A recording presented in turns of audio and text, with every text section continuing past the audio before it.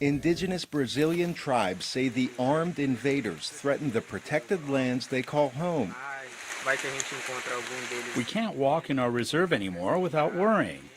What if we find some of them inside the reserve and they start shooting at us, understand? That is a fear that we are dealing with in our reserve because we no longer have privacy. Brazilian President Jair Bolsonaro pledged as a candidate to eradicate protected lands, calling them impediments to agribusiness. Local tribes say that rhetoric puts them in danger.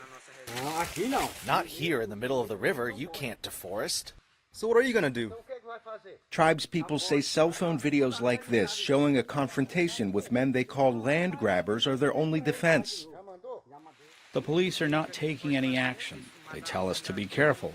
But how are we going to be careful if invaders are coming into our reserve? The tension prompts a visit from the head of Brazil's National Indian Foundation, the government agency that protects Indian interests and culture. The federal government will combat this policy of land grabs. There is a law in Brazil, and the law will be applied to the invaders. Little comfort to tribespeople who say the election changed the rules.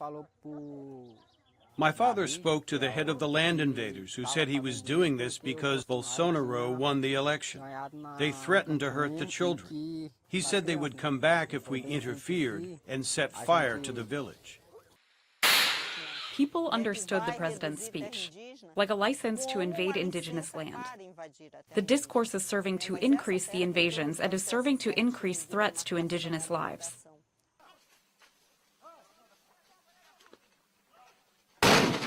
Land invasions have increased by 150% since October's presidential election. Bolsonaro has compared natives on reservations to animals in zoos.